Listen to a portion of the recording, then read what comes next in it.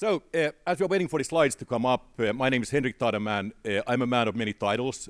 I'm a business advisor, I'm also a professor, and then on top of that, I'm also the honorary consul of Finland in the states of New England. So those kind of three different elements come to me. When we look on what I'm going to talk about today, I'm going to look a little bit on what I work with executives. I'm also going to give you some ideas of creative activism coming from my students. And then I'm going to show you briefly one MBA sustainability journey that I did just very recently. But I think my main objective, why I'm here on the stand today, is to seek collaboration. And coming here, thanks to Steve and his colleagues, has been really instrumental for me. And sitting here yesterday, but also today, has just been mind-blowing. I've been listening to so many new insights and getting so many different new contacts that when I go back to Boston, where I live, I know that I'm going to be reaching out to many of you. And if you haven't spoken to me yet, let's ensure that we connect before the day is over today. So I'm going to start by taking you back in time. Because when I start lectures with my students or with executives, I take my great-grandfather and put him on center stage. Look on this definition. This is from 1905, when he started his company and was interviewed for that in Finland. A business leader is a servant of the community who earns a pay for being able to create something new, respectable, and durable, which everyone needs. So what I tell my students, I tell my executives, when we talk about sustainability, we talk about Earth X. Many of the things here are the newest new, but many of the things have been there for a long time. Finland is a poor country. Finland doesn't have a lot of resources. We've always been forced to make the most out of it, right? And that's what I try to kind of infuse to my students. We can combine business with sustainable thinking and think about net positivity. So, like I said, many different hats here. I think from this slide, I want to add one thing, and it's Ascendus. It's a non-profit working with micro-lending. We help those who are not bankable by normal banks in US, and we give them small business loans.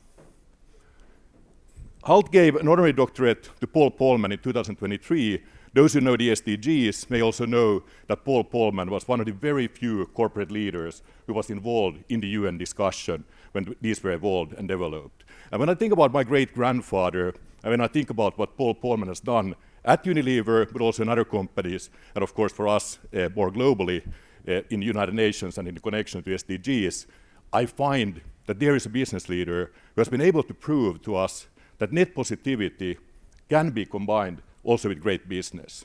So it's not like they need to be always in kind of confrontation, and that's also what I teach my students in class. So I thought I would kind of showcase you one business client. This is a Finnish public company, multinational working in manufacturing, and this is one of those executive education journeys I've done with them. So what I've done there, working in 3 different modules, I often start by showcasing some companies that are not direct competitors, but companies that they could learn from, admire a little bit. So in this instance, I showed Hult from Liechtenstein, and then of course Caterpillar from the States, and showed how traditional manufacturing companies can move towards sustainability objectives and goals. Then I also showed a company I've been working quite a lot with, AFRI, which is part Swedish, part Finnish, and kind of showcase how a consulting company is thinking about these topics. And that kind of gives the senior executives I've been working with a little bit of perspective and understanding how other companies are dealing with SDG goals and kind of in a similar kind of climate as they are. Then after that, often what I do is associating. So we talk about innovation. Often we think that we need to kind of come up with something from nothingness.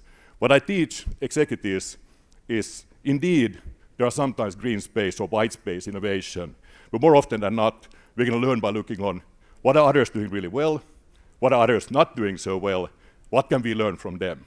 So what I do is I kind of list a lot of interesting companies, and then we start learning from them in an innovation landscape. And then gradually we come together thinking about, okay, for this company with their SDGs, what are the things that they should indeed do? And then I take it down to 3 different audiences. How do we seek approval from a board? In real life, of course, because these are real-life projects. How do we seek input from employees? And of course, commitment. And then most importantly, how do we sell what we are proposing to our clients as well? When I started at Hult in 2010, one of my first meetings was a very conflicted one. It was my new staff. I was the dean and executive director in a new kind of establishment on one side of the table, and on the other, it was the management consulting students who were seeking approval to create a global case challenge. It was indeed interesting, insightful. My staff were afraid that this would become too big and get out of hand and get the school brand tarnished.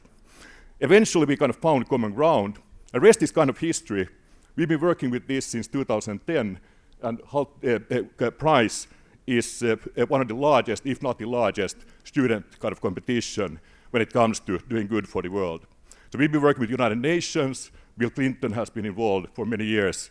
And what, of course, draws the public, I think this year, 170,000 students around the world have taken part. Last year, 200,000.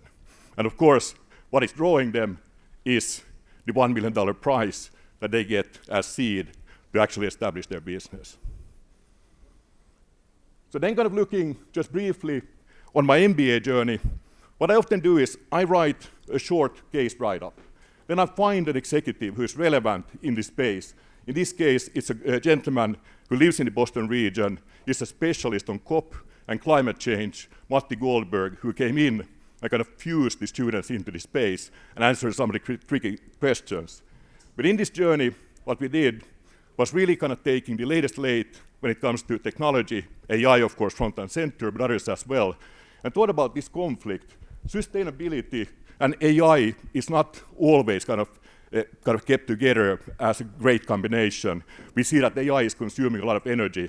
So the idea here was, how can we find such a pressing, such a wicked big problem that AI is actually going to be a good solution for it? And then, of course, since I'm a professor and I like to challenge, I created this in a way where I gave them roughly 1.5 weeks' time to read the challenge and get prepared. But then in reality, we had 5 days just to scope the problem as they felt it should be scoped, and then on top of that, come up with a functioning minimum viable product. I had 8 executives, and I often do so I kind of have, at the end of the journey, executives who validate the work. And they were mind blown. They were saying, how on earth can these teams come up with such outcomes in such a brief time?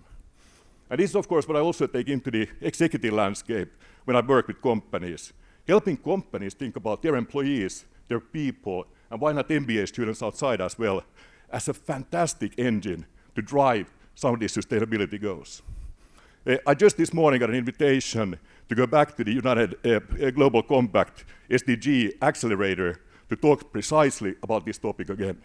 I've been there before, talking about entrepreneurship, and they want to learn how we can drive business model development together with their employees of those companies participating around the world.